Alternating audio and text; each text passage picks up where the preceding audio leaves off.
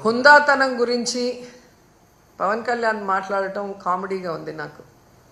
ఎందుకంటే ఒక సినిమా ఇండస్ట్రీలో పవర్ స్టార్గా ఉన్నప్పుడు అది వదులుకొని పాలిటిక్స్కి వస్తే సర్వీస్ చేస్తారని ప్రజలు నమ్ముతారు.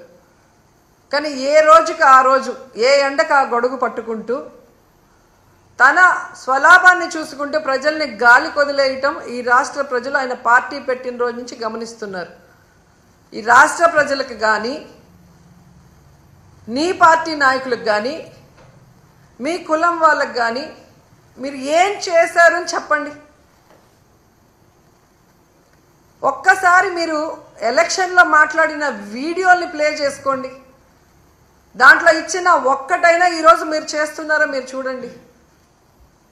రౌడీల్లాగా అరిచేది మీరు, హుందాతనం లేకుండా జగనన్నని ఏది పడితే అది మాట్లాడేది మీరు. మళ్ళీ మాకు మీరు నీతులు చెప్తా అంటే ఎంతవరకు కరెక్టు?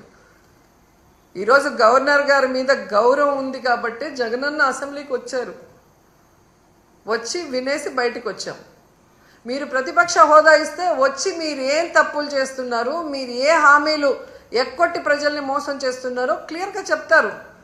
జగనన్న చెప్పేది తప్పంటే మీకు టైం ఎక్కువ ఇస్తారు కదా, అప్పుడు నిరూపించుకోండి. సో హుందాతనం మీకు లేదు.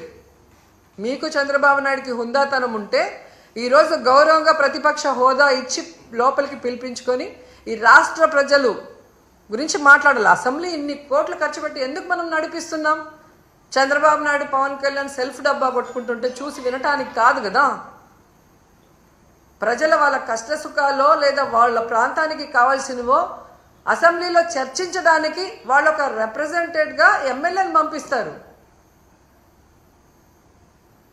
సో వాళ్ళ మాటలు వినరు, ప్రతిపక్షం మాటలు వినరు, మీడియా చెప్పేది వినరు.